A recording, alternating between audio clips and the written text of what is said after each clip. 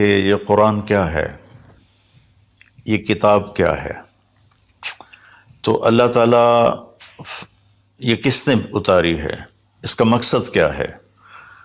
تو قرآن کا تعارف قرآن کی زبان سے، کہ قرآن خود اپنے بارے میں کیا کہتا ہے۔ تو پہلا سوال اٹھتا ہے یہ کس کی کتاب ہے، کس نے لکھی ہے، کون مصنف ہے؟ تو اللہ تعالیٰ فرماتے ہیں سورہ شعراء میں وَإِنَّهُ لَتَنزِيلُ رَبِّ الْعَالَمِينَ، یہ پیغام ہے، یہ کتاب ہے، تھوڑی تھوڑی کر کے اتاری ہوئی، تنزیل تھوڑا تھوڑا کر کے اتارنا، انزال ایک ہی دفعہ اتارنا۔ رب العالمین، جو ساری کائنات کا مالک ہے اور لارڈ ہے اور بادشاہ ہے اور پالنے والا ہے۔ لفظ رب میں اللہ نے ایک خوبصورت اشارہ کیا ہے کہ میں تمہارا پالنے والا ہوں، تو جیسے تمہاری ماں تم سے پیار کرتی ہے اور تمہارے لیے ہر وقت آسائش پہنچانے کی کوشش کرتی ہے، ہر وقت راحت پہنچانے کی کوشش کرتی ہے، تکلیف سے بچانے کی کوشش کرتی ہے، تو یہ کتاب اس رب العالمین کی طرف سے ہے جو تمہارا پالنے والا ہے۔ وہ تمہارے لیے کبھی تکلیف نہیں چاہے گا، کبھی مشقت نہیں چاہے گا۔ میرے اس قانون پہ عمل کرنا تمہارے لیے سراسر فائدہ ہے، اور اس کو چھوڑ دینا تمہارے لیے سراسر نقصان ہے۔ لفظ رب میں یہ ایک پیغام اللہ تعالیٰ نے خاموش پیغام ہمیں دیا ہے۔ کس کی کتاب ہے؟ کہ رب العالمین۔ رب العالمین تو آسمانوں پر ہے، تو نیچے کون لایا؟ تو اس کا جواب ہے نزل بہ الروح الامین۔ اس کے لیے ایک مقدس فرشتہ آیا جو امانت دار ہے، کہ وہ جس طرح اللہ کی طرف سے وہ پیغام ملا اسی طرح اس کو لے کر نیچے آیا۔ امین کے لفظ نے حضرت جبریل کی ضمانت دی، اللہ کی طرف سے ضمانت، اور روح جو ہر آلائش سے پاک ہے، اور اللہ کا امر ہے قل الروح من امر ربی۔ تیسری بات، کس پر اترا ہے؟ کس کو یہ دیا گیا ہے کلام؟ کا علی قلبک، اے میرے محبوب، یہ آپ کے رب کا کلام ہے، جبریل اس کو لایا ہے اور آپ کے دل کے اوپر اتارا ہے۔ پہلی 3 کتابیں لکھی ہوئی اتار دی گئیں بیک وقت۔ اس سے پہلے چھوٹی چھوٹی کتابیں جو آئیں ابراہیم علیہ السلام پر یا دوسرے انبیاء پر، ادریس علیہ السلام پر، وہ بھی لکھی ہوئی۔ یہ لکھا ہوا نہیں آیا، یہ ڈائریکٹ اللہ پاک کی زبان سے نکلا اور جبریل نے اس کو لیا اور اللہ کے نبی کے دل پر اتار دیا۔ اچھا، کس لیے آیا ہے؟ لِتَكُونَ مِنَ الْمُنذِرِينَ، یہ اس لیے آیا ہے کہ میرے محبوب آپ دنیا والوں کو بتا دیں کہ اچھائی کا انجام کیا ہے اور برائی کا انجام کیا ہے، اور اس کا نتیجہ ایک دن ظاہر ہونے والا ہے جو آخر بعد میں آئے گا، تو اس کے لیے تیاری کرو۔ منذرین صرف ڈرانے والے کو نہیں کہتے، جو پیار محبت سے کسی کو برائی کا انجام سمجھا رہا ہو، جیسے باپ کہتا ہے بیٹا یہ تو جوا نہ کھیلا کر، تو شراب نہ پیا کر، یہ تیرا نقصان ہو جائے گا، تیرا دین بھی جائے گا، تیری دنیا بھی جائے گی۔ اس کے سمجھانے میں ایک محبت ہوتی ہے، شدت اور سختی نہیں ہوتی۔ کس زبان میں آیا ہے؟ بلسان عربی مبین، یہ خوبصورت صاف ستھری عربی زبان میں آیا ہے۔ کائنات کی یہ وہ زبان ہے جسے اللہ نے اپنے لیے چنا۔ اللہ کا کلام عربی، میرے رسول عربی، میرے رسول کی زبان عربی، اور اہل جنت کی زبان بھی عربی۔ اللہ نے اس کو پسند کیا۔ یہ عجیب و غریب کلام ہے اور عجیب و غریب یہ لینگویج ہے۔ کسی زبان کے الفاظ کا وہ حرف کا معنی نہیں ہوتا۔ عربی زبان وہ ہے جس کے ہر حرف کا معنی ہے۔ الف سے لے کر یا تک ہر حرف کا معنی ہے، یہ عربی زبان میں آیا ہے۔ اس میں ایک یہ اشارہ بھی ہے کہ اللہ تعالیٰ عربوں سے کہہ رہا ہے کہ تمہاری زبان میں بھیجا ہے، اس کو سمجھنے کے لیے تمہیں تو کوئی مشکل نہیں ہے، اور دوسرا ہماری طرف بھی اشارہ ہے کہ تم کسی بھی زبان سے تعلق رکھتے ہو تو کوشش کرو عربی سیکھو تاکہ اللہ کے قرآن کو تم، پیغام کو تم سمجھ سکو۔ یہ مختصر سا تعارف ہے کہ قرآن کس کا کلام ہے؟ اللہ کا۔ کون لایا؟ جبریل۔ کن کے پاس لایا؟ ہمارے نبی پاک صلی اللہ علیہ وسلم۔ کس لیے لایا؟ کہ ہمیں زندگی کا انجام سمجھایا جا سکے کہ انسان ایک ایسی مخلوق ہے جو ماں کے پیٹ سے بالکل جاہل پیدا ہوتا ہے، اور اس کے مقابلے میں ماں انڈے سے نکلنے والا ہو یا ماں کے پیٹ سے نکلنے والا جانور اور کیڑے مکوڑے، یہ چونٹی کتنی چھوٹی ہوتی ہے اور انڈا کتنا چھوٹا ہوگا، تو اس سے نکل کر وہ اندھیرے میں ہوتی ہے، اور اس سے زندگی گزارنے کا پورا طریقہ معلوم ہوتا ہے کہ میرے لیے ٹھیک کیا ہے، غلط کیا ہے، صحیح کیا ہے، غلط کیا ہے۔ انسان پیدا ہوتا ہے، واللہ اخرجکم من بطون امہاتکم لا تعلمون شیئا، میرے بندو اللہ نے تمہیں ماں کے پیٹ سے نکالا، تم کچھ بھی نہیں جانتے تھے، تو ہمیں باہر سے علم لینا ہوتا ہے، اور باقی کسی مخلوق کا امتحان نہیں، میرا اور آپ کا امتحان ہے کہ اللہ فہدیناہ النجدین، یہ دو راستے ہیں، یہ سیدھا ہے، یہ غلط ہے۔ قرآن سیدھا راستہ بتاتا ہے، ان ھذا القرآن یہدی للتی ہی اقوم، قرآن تمہیں سیدھا راستہ بتاتا ہے۔ اور شیطان کیا کرتا ہے؟ وہ ہمیں غلط راستہ بتاتا ہے، وہ ہمیں یجادلوکم وَإِنَّ الشَّيَاطِينَ لَيُوحُونَ إِلَىٰ أَوْلِيَائِهِمْ، کہ یہ شیطان کی بھی وحی چلتی ہے جو اس لیے ہوتی ہے کہ لِتَكُونُوا مِنْ أَصْحَابِ السَّعِيرِ، کہ تم جہنم میں جا کے گر جاؤ، چلے جاؤ۔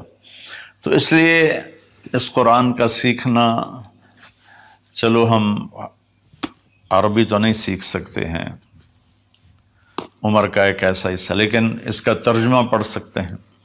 ہر مکتب فکر کے علماء نے ترجمہ کیا ہوا ہے، تو وہ ترجمہ تھوڑا تھوڑا پڑھیں تو انشاءاللہ ہمیں پتہ چلے گا کہ اللہ ہم سے کیا کہتے ہیں۔ پھر اس قرآن کا مقصود کیا ہے؟ وہ ہدایت ہے۔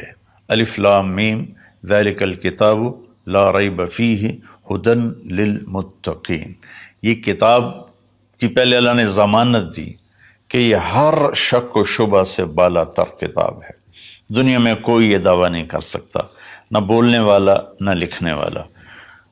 انبیاء کے سوا بڑے سے بڑا علامہ ہو، بولنے میں خطا کھائے گا، بڑے سے بڑا علامہ ہو، لکھنے میں خطا کھائے گا، صرف میرے رب کا انبیاء اور میرے رب کا کلام ہر خطا سے پاک ہے۔ تو یہ کس لیے ہے؟ ہدن للمتقین، یہ ہدایت ہے۔ ہدا، یہ چونکہ عربی زبان ان کی تھی، تو اللہ تعالیٰ نے انہی کی، سبحان اللہ،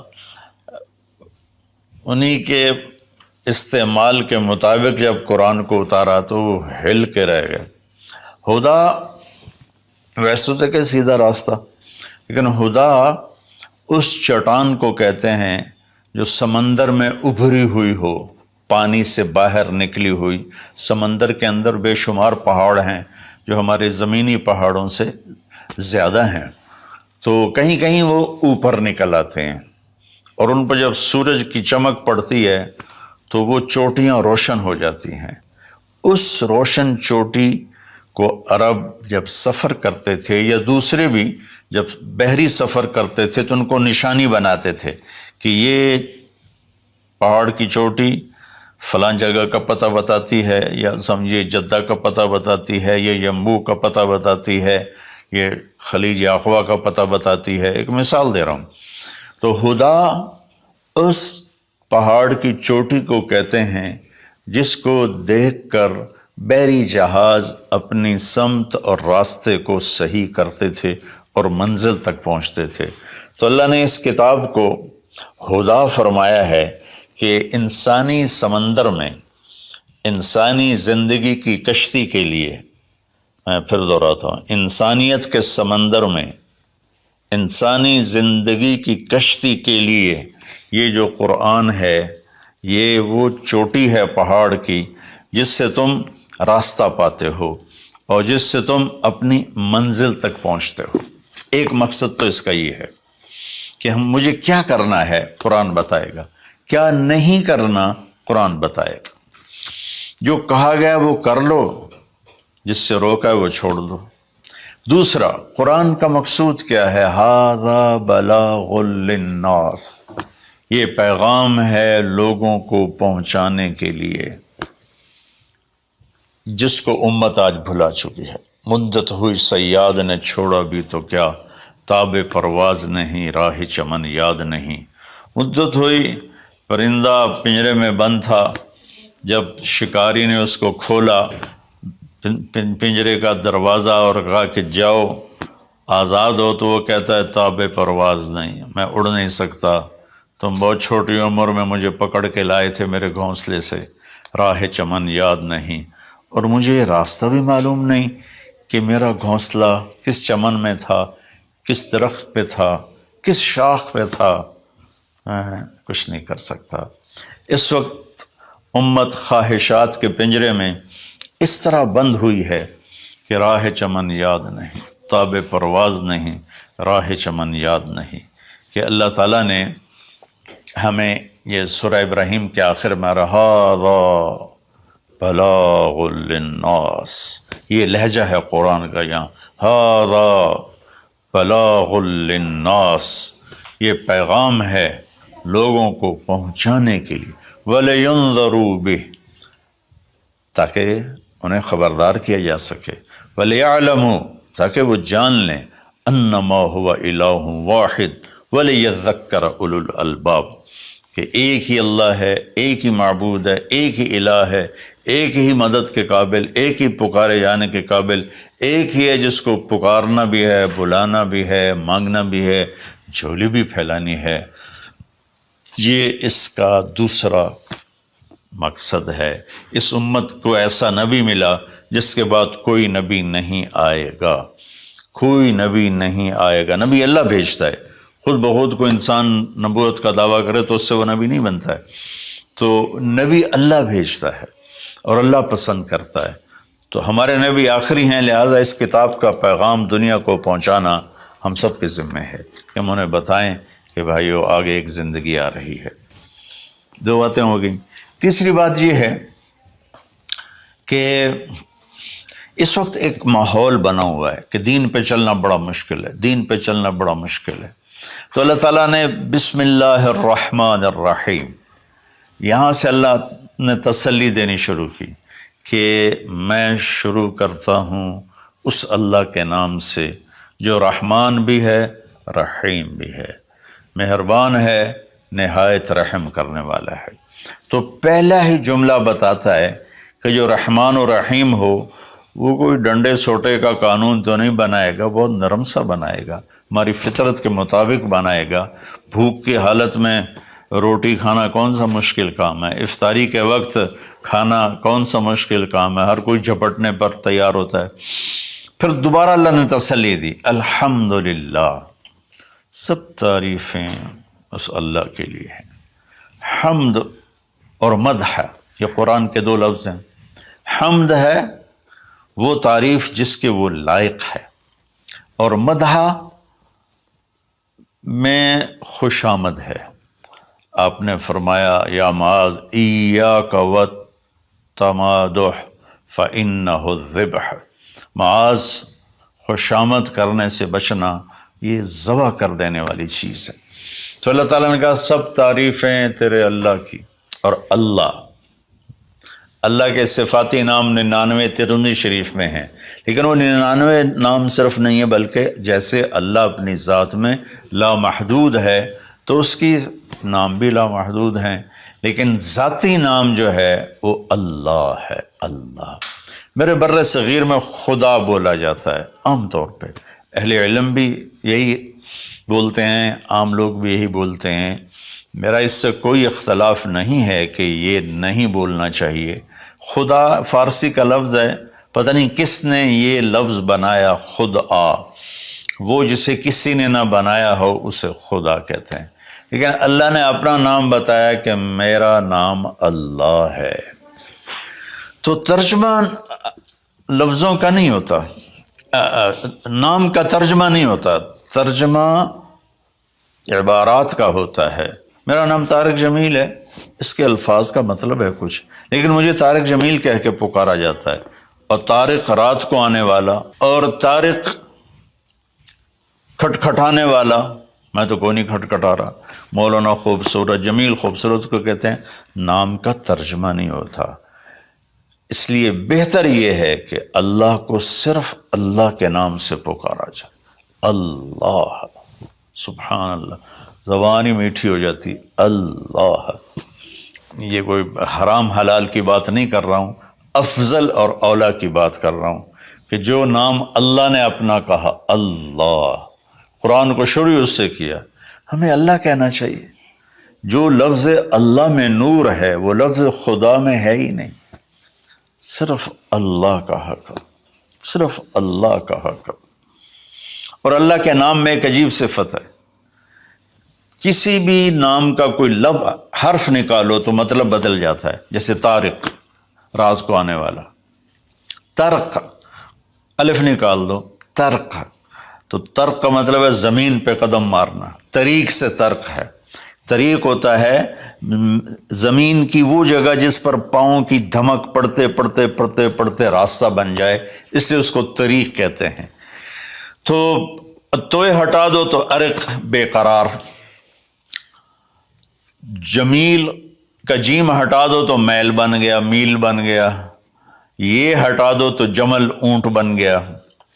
لفظ اللہ کی ایک خصوصیت ہے کہ اس کے ہر حرف کو ہٹا دو تو اشارہ اللہ کی طرف ہی ہوتا ہے، اللہ اللہ ہی ہے۔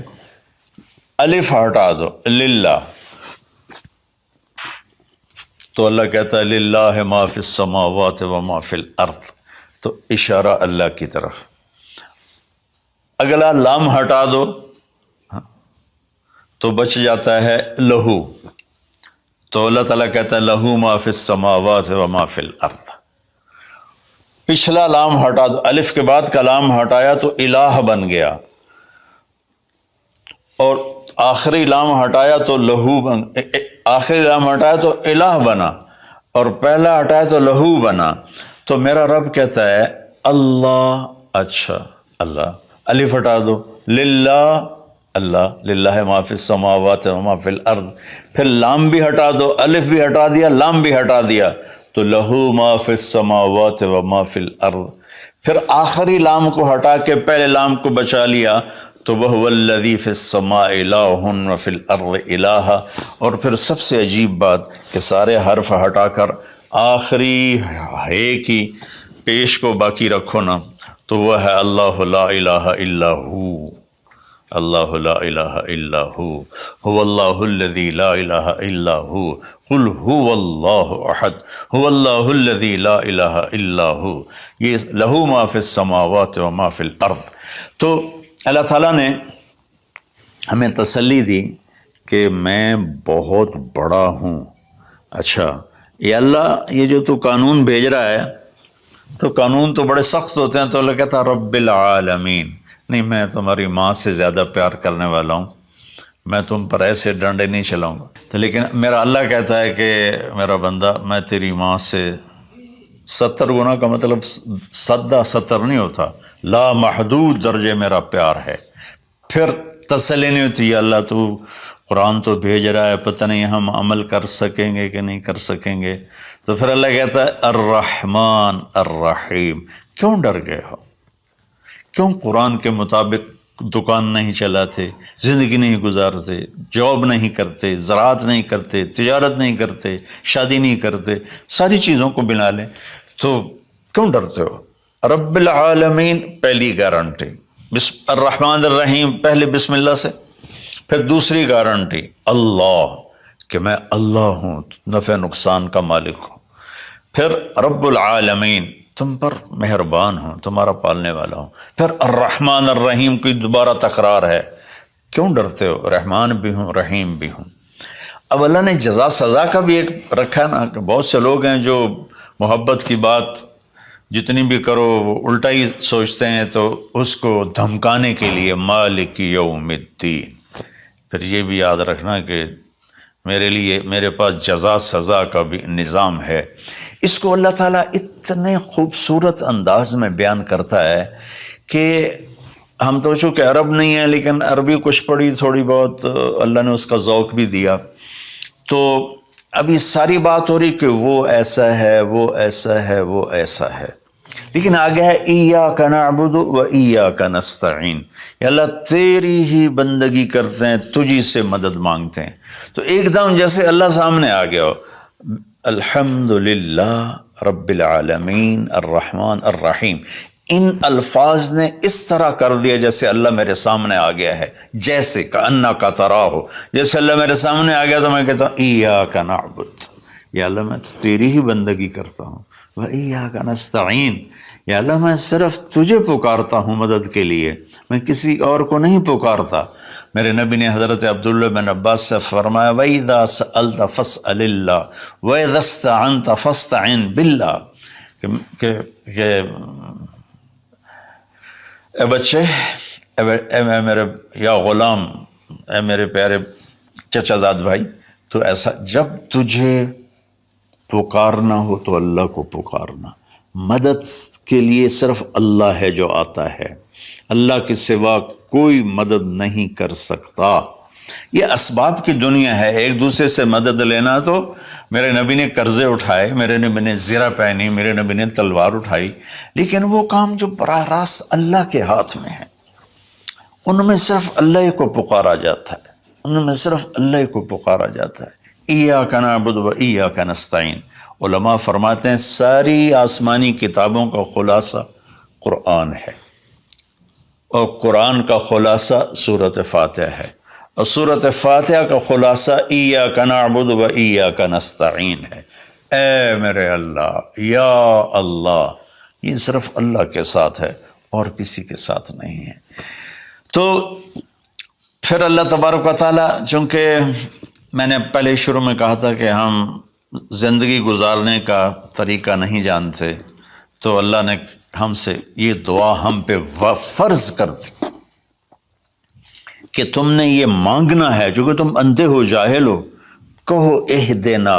کتنی ضروری ہے، اللہ کہتا ہے روٹی مانگو، پانی مانگو، بیوی مانگو، بچے مانگو، جی کپڑے مانگو، زمین مانگو، جائیداد مانگو، صحت مانگو، عزت مانگو، سب کچھ مانگو، لیکن ایک چیز اللہ نے فرض کر دی کہ میرے بندے اگر تو ہدایت کے بغیر مر گیا تو برباد ہو جائے گا، لہذا تم پہ واجب کرتا ہوں، فرض کرتا ہوں کہ اہدنا الصراط المستقیم۔ اہدنا پہلے میں بتا چکا ہوں کہ ہدا، یا اللہ وہ چٹان دکھا دے جس کو دیکھ کر میری زندگی کی راہیں صحیح جگہ تک مجھے پہنچائیں۔ ہدا، عرب اس کو سن کے ہل گئے تھے کہ وہ محاورہ سمجھتے تھے، ہم محاورہ نہیں سمجھتے، لیکن عرب کیوں ہل گئے تھے؟ کہتے کیا کمال ہے یار، یہ کیا آدمی کہاں سے بولتا ہے، کیا بولتا ہے۔ وہ تو ابو جہل سے پوچھا اخنس ابن شریک نے، سچ سچ بتا محمد جھوٹے ہیں کہ سچے ہیں؟ کہنے لگا اللہ کی قسم سچے ہیں، پر نہیں مانوں گا، میں بنو ہاشم سے مقابلہ کروں گا، نہیں مانوں گا، سچے ہیں۔ تو اہدنا، یا اللہ وہ چٹان دکھا، وہ کیا، وہ قرآن ہے جس کو دیکھ کر میں تجھ تک پہنچ جاؤں۔ صراط، سیدھے راستے کو کہتے ہیں، صراط جس پر کسی قسم کا کوئی کھڈا نہ ہو، جیسے موٹر وے۔ اب موٹر وے بنائے تو ہم لوگ اپنے گاؤں سے، ابھی میں گاؤں سے ہی بات کر رہا ہوں، ملتان کے لیے جانا ہو، لاہور، اسلام آباد، فیصل آباد، موٹر وے سے جاتے ہیں۔ صراط موٹر وے کو کہتے ہیں۔ المستقیم جس میں وہ نہ ہو، زیادہ موڑ نہ ہو بلکہ سیدھا ہو۔ الذین انعمت علیہم، نعام اس بوٹی کو کہتے ہیں جو سردی گرمی میں خشک نہیں ہوتی، سدا بہار سرسبز ہوتی ہے۔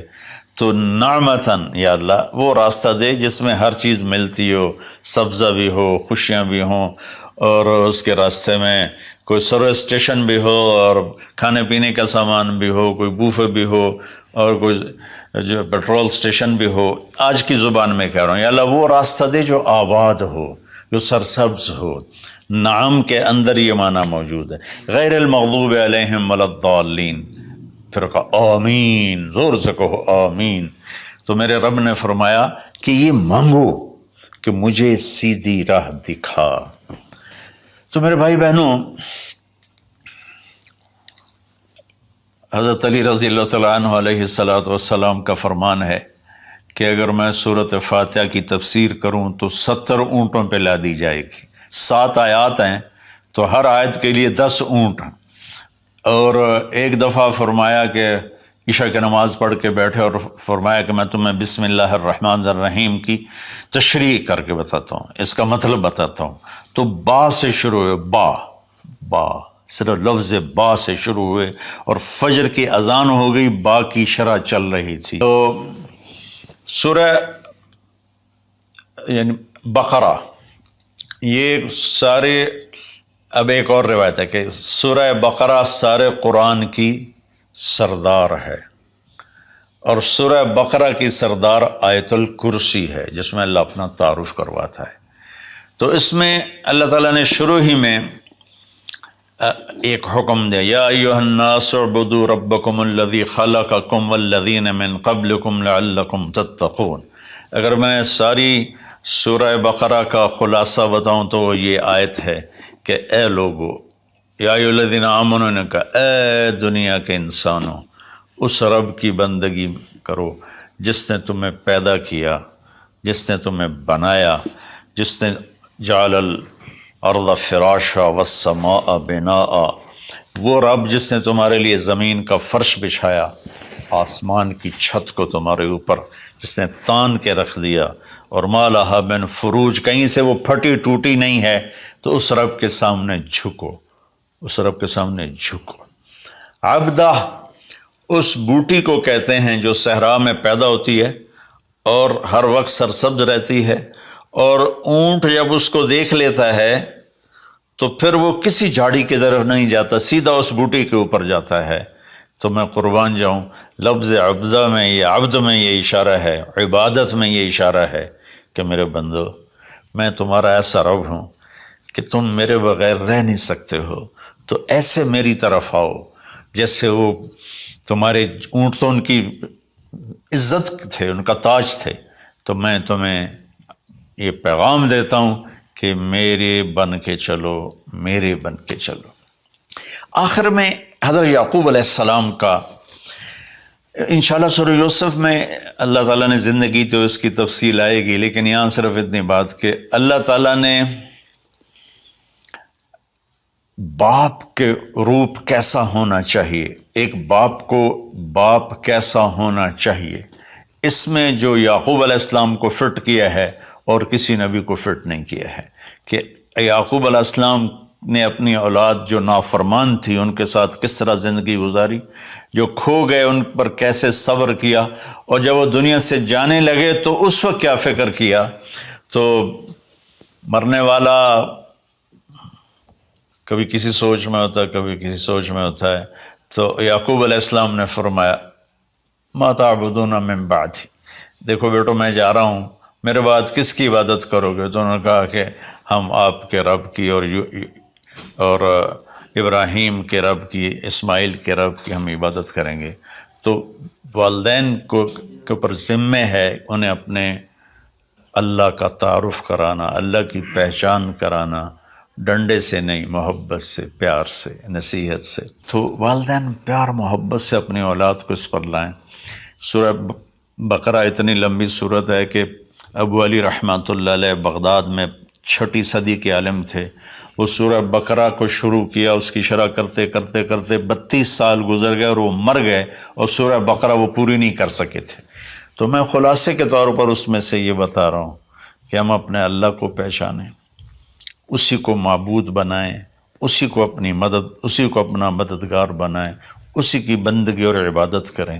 اور ایک چیز میں نے چن کے دکھائی کہ ایز اے والدین ہمیں اپنی اولاد کو کس حال میں چھوڑ کے جانا ہے، اور اس سے پہلے میں نے قرآن کا